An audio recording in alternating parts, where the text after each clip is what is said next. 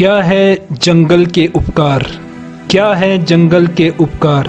मिट्टी, पानी और बयार। क्या है जंगल के उपकार? मिट्टी, पानी और बयार। यही है जिंदा रहने के आधार। जी हाँ, कुछ ये चर्चित पंक्तियाँ सुंदरलाल बहुगुणा जी ने अपने जीवन में नारा दिया।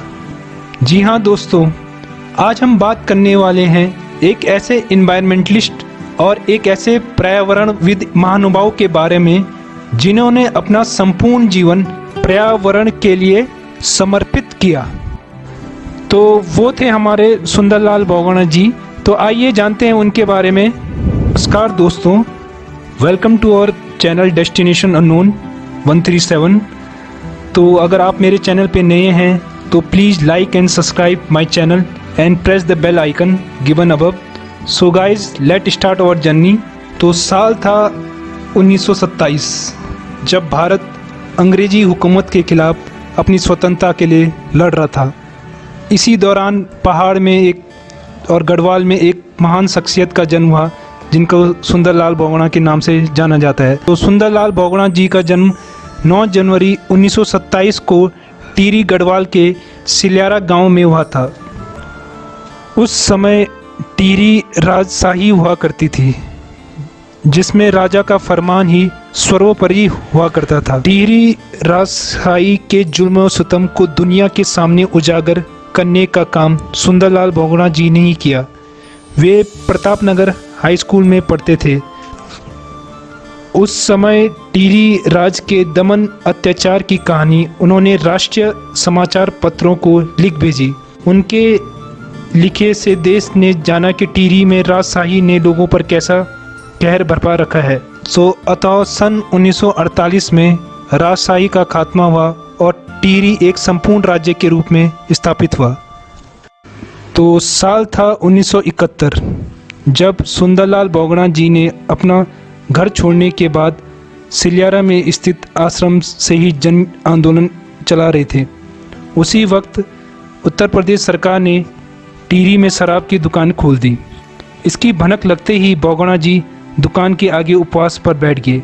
उनके सहयोगियों ने घर घर जाकर के आंदोलन का बिगुल फूंक दिया, जिसके फलस्वरूप सरकार को शराब पर पाबंद लगाना पड़ा 1971 में टिहरी में।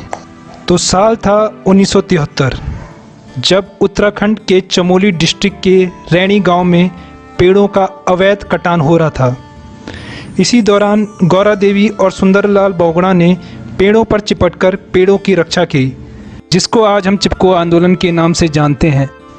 तो साल था 1986 जब टिहरी बांध के विरोध में सुंदरलाल बहुगुणा जी 74 दिन की ऐतिहासिक भूख हड़ताल पर बैठे थे, जिसके फलस्वरूप सरकार को इनकी कुछ बातों का अनुसरण करना पड़ा। तो साल 1980 में इन्हें विशेष सम्मान अमेरिका का फ्रेंड ऑफ नेचर संस्थान द्वारा दिया गया। इसी प्रकार साल 1981 में इन्हें स्टॉकहोम का वैकल्पिक नोबेल पुरस्कार दिया गया। साल 1986 में इन्हें जनलाल बजाज पुरस्कार से नवाजा गया और साल 1987 में इन्हें लीराइट लाइवलीहुड द्वारा पुरस्कार से नवाजित किया गया। तो इसी प्रकार साल 1989 में इन्हें डॉक्टर की मानक उपाधि दी गई IIT रुड़की द्वारा। साल 1998 में इन्हें पहल सम्मान और साल 1999 में इन्हें गांधी सेवा सम्मान और साल 2009 में इन्हें पद्म विभूषण द्वारा नवाजा गया। तो इनके विशेष सहयोग के कारण इन्हें हिमालय का गांधी भी कहा जाता है। अतः सुंदरलाल बहुगुणा जी के लिए सच्ची श्रद्धांजलि यह होगी कि हम उनके बताए गए मार्ग पर चल सकें और प्रत्येक व्यक्ति को पर्यावरण की रक्षा के लिए जल, जंगल, जमीन की रक्षा करनी होगी। यह सच्ची श्रद्धांजलि होगी ऐसे महानुभावों के लिए।